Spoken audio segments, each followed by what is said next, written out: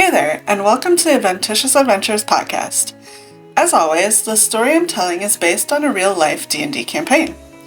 So, if you're liking it so far, make sure to like and follow the channel for updates when episodes are released.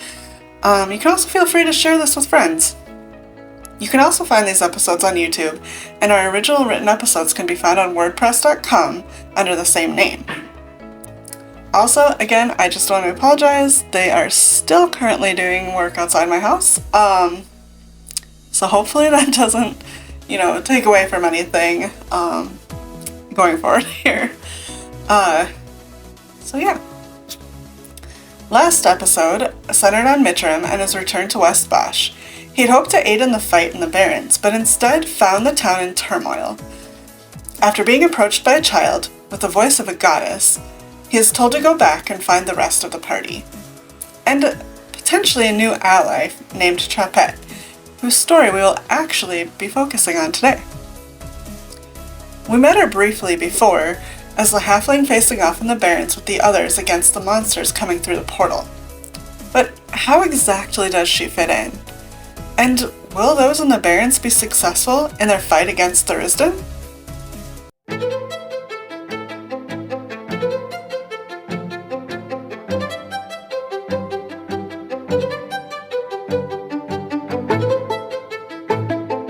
The episode begins on the battlefield, fire roaring all around three large portals.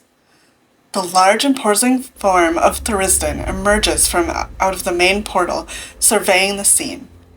He seems almost disappointed at the fact that there were so few people standing against him, and asks if they do not know who he is. Chapet, the young halfling, not falling for any of the intimidation he is trying to force, charges at the villain, thus beginning the fight that the whole world has been anticipating. She gets in a few blows, however before anyone can do anything else, Thurisdan casts a spell that leaves most of the battlefield paralyzed in fear, which also affects Chop, making her be hit by his axes.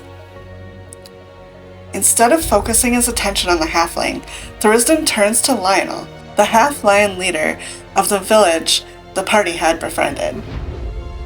He starts to beat him down. Seeing this, Chop tries to help by going into a rage and swinging her great axe. It does not change things too much, however, because Lionel's hit once again and taken down to the ground. Thurisdan then focuses his attention once more on the halfling. However, Chop avoids his attacks fairly easily. Frustrated at not being able to hit the halfling, Thurisdan changes his tactics, picking her up easily before dropping her into the nearest flames. After a moment, burned but down, Chop frees herself from the fire and turns her attention on Thurisdan once more. Her anger feeding her, she attacks and miraculously manages to take him down. Just as those on the battlefield are beginning to realize what happened, a bright light engulfs the god and he is once again full of health and danger. The portals behind him expand, painting a dreadful scene of a desert choked with dust. All manner of unusual creatures that have not been seen in this realm before are visible, seeming to draw strength and power from feeding off of humanoid creatures that appear to be undead. As the portals expand, the dead creatures begin to come through to this realm, bringing with them large crystals, which seem to be the source of the portals themselves. Once they are through, the monsters that have been with them begin to come into this world as well. The atmosphere on the battlefield begins to seem bleak, as those who had been fighting are injured and unsure. Just as things are starting to seem lost and unwinnable, a noise can be heard. Soldiers from the south, not embroiled in a civil war, have come to join in the fight to keep their lands from evil. The fight begins, and it is clear that even with reinforcements, not much is going to be won without taking out the portals themselves. The small group that Chop had been fighting alongside decides to send her and the goblin troop to destroy one of the crystals. Chop is not so sure about befriending a goblin and going with him, but decides that they need to overcome the monsters, so agrees. As the two of them come close, the undead creature that is guarding the crystal attacks. Chop goes into a rage and rushes at the creature, hitting it hard before it breaks in half and falls to the ground as dust. Luckily, Just defeating the creature controlling the crystal seems to make a difference, and one of the portals begins to fade slightly. Seeing that she is making a difference, Chop turns her attention to the other undead protector. Rushing to the other crystal, she confronts the creature, swiftly chopping its head clean off its body. As it falls to the ground like the other one, the portals all begin to fade. Realizing that they must need to completely destroy the crystal itself, Chop puts all of her energy into smashing the one in front of her. After a couple hits, the crystal cracks before finally exploding. The group of adventurers that Chop had been teamed up with managed to take out the other crystal, and with that, the portals all begin to close and disappear. As those fighting against move out of the way of the portal closing, Thrisden, seeing that he has been all but defeated, threatens the collective crowd that this is not over, and attempts to keep his threatening demeanor. However, Lionel moves forward, telling Chop to let the princess know he loves her before taking the god into the last portal, just as it closes and disappears. Quiet falls over the battlefield as the reality of what has transpired washes over the forces gathered. Then the crowd changes to that of celebration that they have made it through all that had happened. After a few moments, Titanius comes to Chop and thanks her for her help in the fight. With a feeling of disappointment, he states that they thought they were allies and that they were coming, but they did not show up. Titanius starts asking Chop about herself and where she has come from. The halfling tells him she came from a village near the Barrens, south of where they were. He comments that she is southern then, but she just seems confused and admits she does not know anything about there being trouble between the north and the south. All she knew until then was her own village. Chop asks to travel with Titanius' group, telling them that she can bring them to her village to rest and recover, though making a point of saying they will be all received well, except for Droop. The group agrees, but before they make any plans to leave, a guard approaches. She congratulates the group and thanks Chop before inviting them all to a feast in the southern city of Meering. After a brief discussion, the group and Chop decide to take the guard's offer. However, Chop wishes for the guard to send someone with a message to her village, letting them know where she went. She does not seem happy about sending someone, but does agree as they all load into a cart to head to Meering. While they travel, the guard lets all of them know the dire situation that is happening in the north. As the group is wrapped up in the guard's tale, there's a commotion and the cart stops. In the road ahead of them, there's a lizard man who is looking for Chop.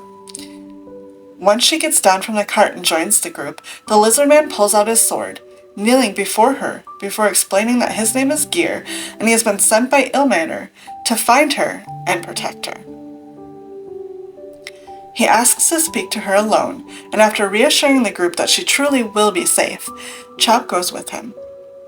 Gear tells her that he had a vision of another deity who told him that what is happening is in fate's hand, and that he must find her and stay with her until she finds the ones who are searching for her.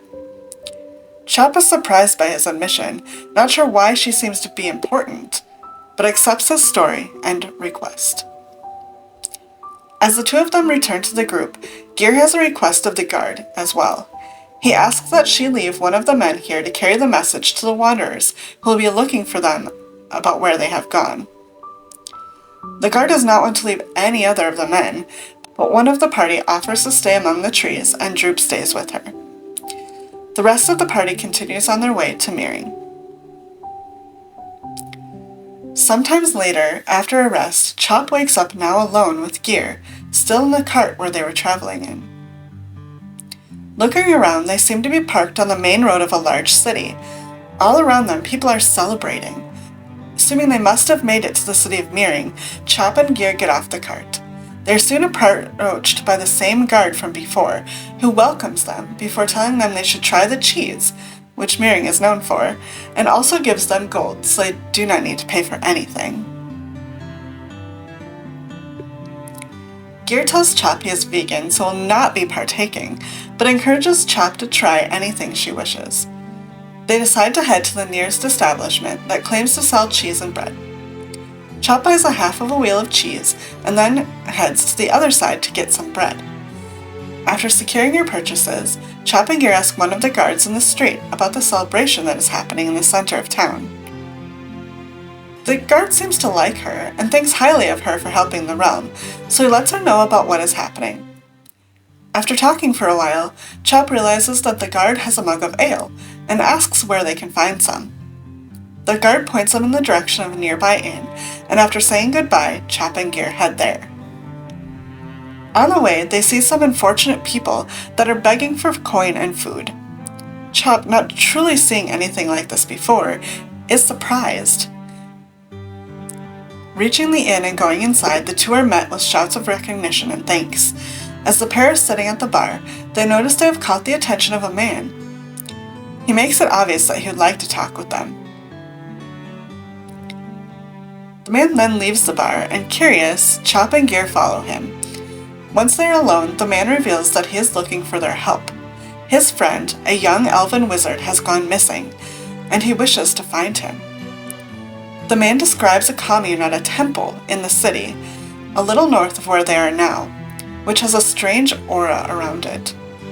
Beggars and single citizens have gone there for a tour, and then gone missing, so he thinks that may be where his friend is. Chop agrees to help the man as long as they can go to the party first.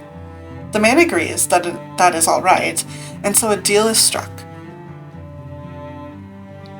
After talking to the man, Chop and Gear leave the inn and head to the party. However, just as they come to the square where everything is happening, the world stops.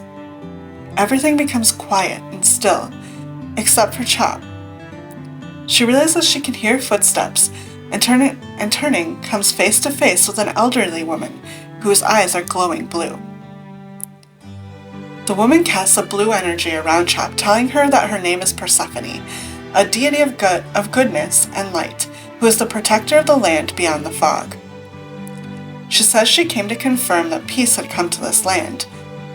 Persephone also has some words for Chop for herself. She tells her that many are coming to find her, and that she should trust Gear because he serves a deity much like herself. Persephone also has a warning for Chop. She tells her that she should be careful of someone named Malvis. She can sense there's a great darkness behind him, and that what he serves is not of this realm. The goddess also tells Chop that she sees peace for the realm. However, another threat will come, and that the group that is looking for her will either be the protectors from this threat or the bringers of it.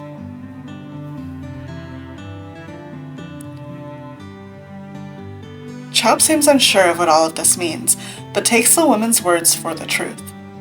Before she can say anything more, though, Persephone speaks once more. She tells Chop that she should befriend Mitram, because he is trustworthy and good. She also tells her to give a message to Inara, that he is coming to find her, meaning her father. With that, the elderly woman's eyes fade to a normal shade, and the world around her comes back to life. Chop, unsure of what all of this truly means, takes it to heart, but then proceeds to celebrate with Gear and the people around them.